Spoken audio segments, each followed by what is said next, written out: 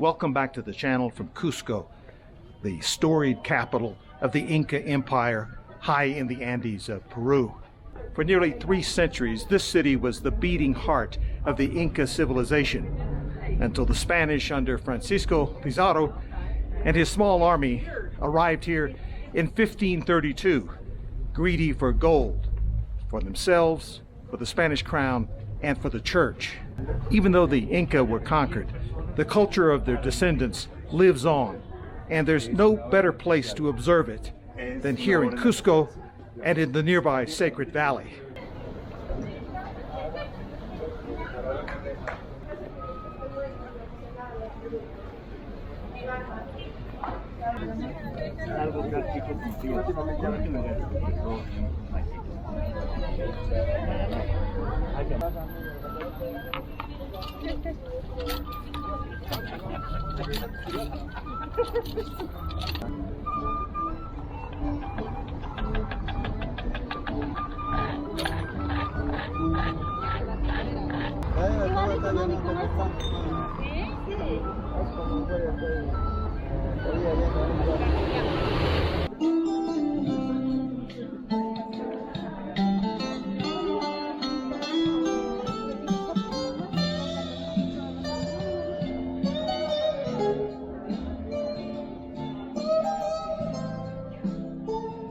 I'm walking on a narrow street next to the Archbishops Palace, built over a huge foundation of an Inca ruler's palace. It's one of the great tragedies of the European conquest that these marvelous Inca buildings were largely destroyed. It took thousands of men to haul these giant stones and required incredibly skilled craftsmen to work the stones so that they could be fitted precisely without the use of concrete or mortar, and on top of that, be earthquake proof. Just how did they do it? Well, the bottom line is that even today, we don't really know.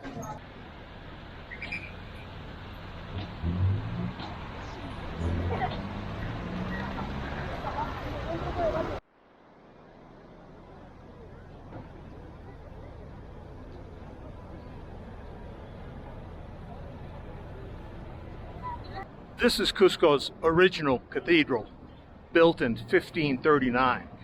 It was built on the foundations of the palace of Viricocha Inca.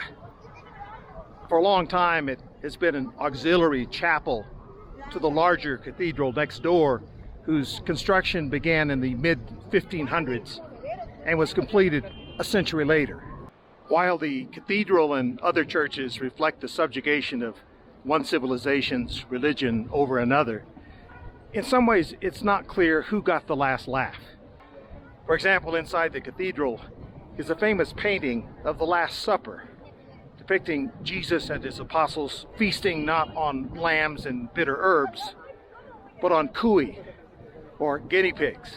Given the incredible history associated with this plaza, one of the quirkiest things about it, and I dare say many who come here never realize it, involves the fountain at the plaza's center. It was a gift from New York City, shipped here in 1872. There's a second identical fountain in Central Park in New York, by the way. And until an earthquake in 1950 toppled it, there was a statue on top of, get this, a fictional Native American chief named Cusco. When city fathers in 2011 finally decided to erect a new statue on top, they made, shall we say, a more appropriate choice. That's the Inca Manco Capac up there now.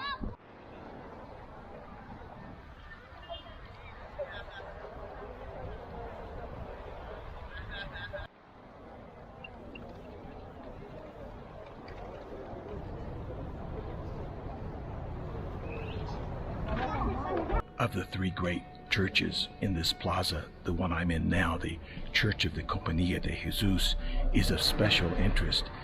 For one thing, it's probably the finest example of Spanish Baroque architecture in all of Peru. The church was built on the destroyed palace of the great Inca Huayna Capac, the third Zapa Inca ruler who greatly expanded the empire. In fact, if you recall the Quito video from my Ecuador series, you may recall that the earliest and most famous of the churches and convents in Quito was built on top of Huayna Capac's palace there. But the land this church is built on was awarded to one of the Pizarro brothers, Hernando, who ended up being sent back to Spain and prosecuted and imprisoned for corruption. But another conquistador bought this land, and after he died, his widow donated this land for the church, which began to be constructed in 1576.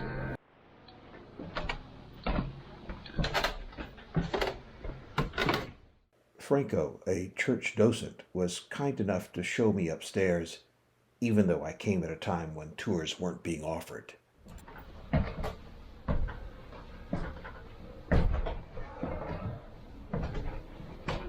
There were 4 Pizarro brothers, all born poor in Spain. Each got rich in Peru, and each died tragically.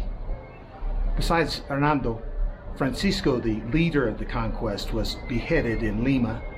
Juan died during the 10-month siege of Cusco, and Gonzalo, the last to die, was executed after trying to overthrow the King of Spain's selected viceroy for Peru, the post that his brother Francisco once held. This is a spectacular church and a spectacular spot from which to look down upon the heart of Cusco.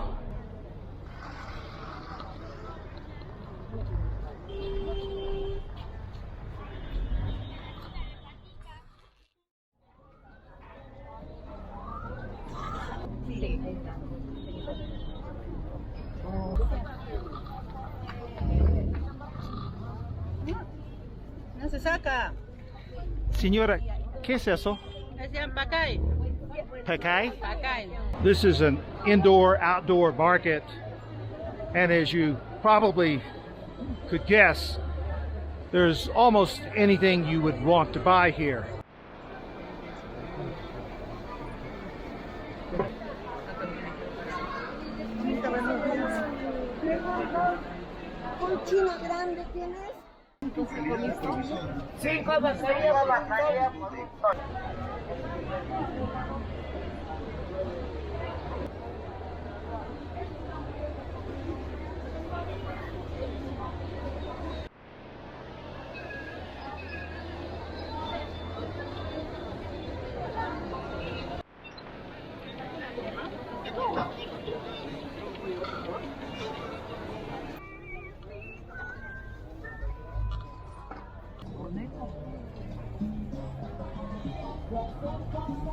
Another reason I would suggest coming here is that it's a great place to sample some traditional Peruvian food without committing to a full meal of it.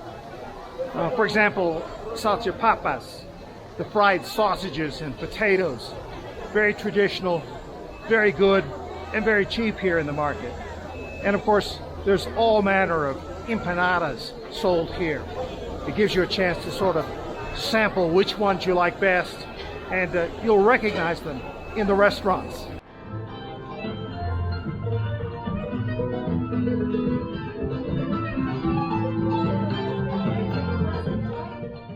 Just down the street from the Mercado is a crafts market that you probably should look in on. Whether you buy or not, it's fun to take a look at these things. The market here is primarily focused on woolen goods made of sheep and alpaca, things to wear, as well as rugs and an assortment of other souvenirs. But the interesting thing about this place is that the crafts produced here are produced in Peruvian villages and are brought here in a sort of guild arrangement so that villagers can have access to the urban market.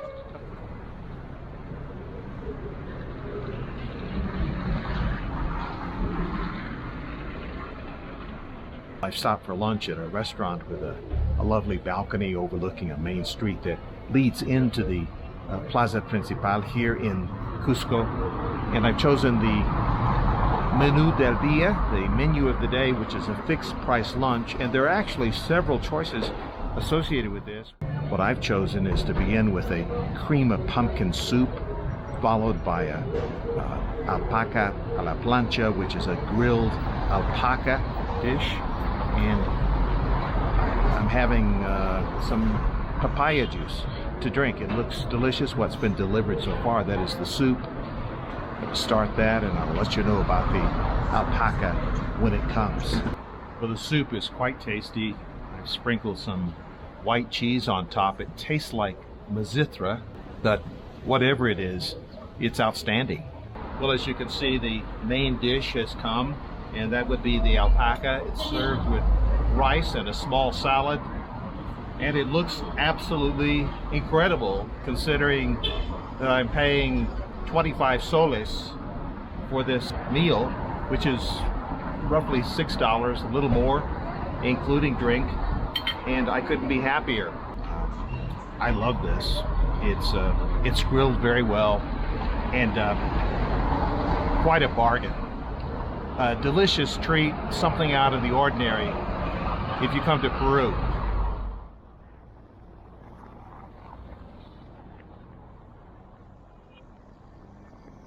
If there was one place in pre-conquest Cusco more important than any other, it was here at the Coricancha, which the Incas referred to as Intihuasi, the temple of the Inca sun god Inti. Cusco was the perceived center of the universe, and for the Inca, the Intihuasi was the center of Cusco. This was a grand temple filled with treasure and literally covered with sheets of gold, in the case of the only portion of the Great Wall that still stands. In other words, it was a conquistador's dream come true. Today, of course, the gold is gone and the building desecrated with its stones used to build the Santo Domingo convent that hovers above the site. But at least you can get some sense of what this grand palace of the Inca was like by looking at the only remaining wall here.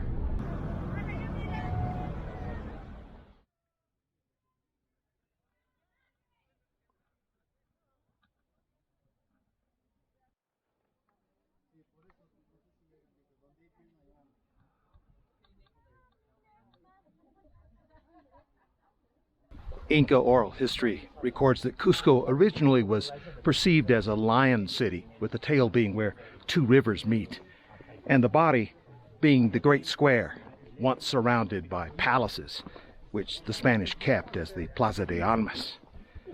What was lacking was a head, and that was rectified with the construction of this great fortress. As you might expect, this was the site of some of the bloodiest fighting during the siege of Cusco. For without taking this fort, the Spaniards couldn't lay claim to the city. As you can see, this high altitude grass has turned yellow. It's almost like carpet, sticking very close to the ground in this natural plaza between the hills that constituted this fort. It also underscores how difficult it was to take this fort, because you're like a sitting duck in the middle of a vast plain before these huge stones, where the Inca were able to mount defensive attacks quite easily, until of course they were overwhelmed by artillery. If you come here, just know that there's not much shade on the site, and what there is there's no place to sit down. It's largely roped off, just some small woods on the edge of the vast plaza.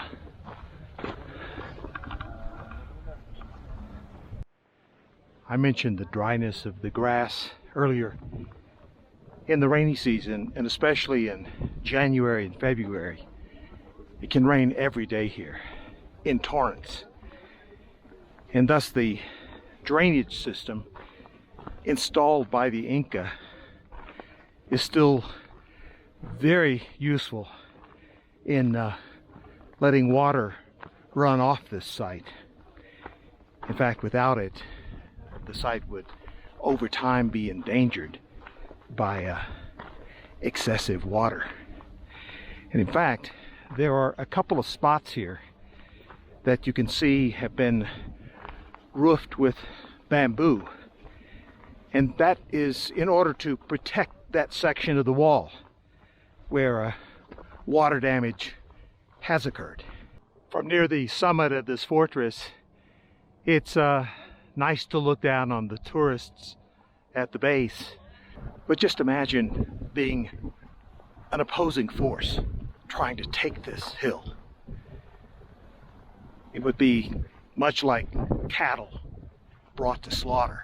Obviously, a byproduct of climbing to the top of this fortress is the astounding views of Cusco down below. It does seem strange to say Cusco down below. In a way, the Incas, as yet still not fully understood ability to haul gigantic stones in place on this hill, is responsible for keeping this fortress intact. Many of the smaller stones were hauled away by the Spanish to build colonial Cusco. But of course, they had no way of getting the gigantic ones down the hill, and so they remain a testament to Inca ingenuity. I must say that Sacsayhuaman's layout in terms of its the park is extremely well developed. Many of the original Inca stairs are in use in climbing this hill, and the route, so to speak, that the people who laid out this park at this famous site has been done with meticulous care, it seems, so that you go up and over and down on the back side or the front side, whichever, where I'm walking now, along the rim of this hill with splendid views of Cusco below. And surprisingly, to me at least, is when you get up here and you look out across Cusco, the Plaza de Armas is almost hiding in plain sight. It's directly beneath this hill from this vantage point. And there you see it at one end of the Plaza de Armas, the Iglesia de la Compañía de Jesús, and across from it, sideways, Cusco's Cathedral. Well, to my surprise, this turned out not only to be a visit to one of Cusco's great archaeological sites, but also a pretty impressive nature walk. For aficionados of the Andes, Inca history, and great colonial architecture, Cusco is the kind of place you'll not get tired of easily. Even after long days walking on ancient stones and in thin air.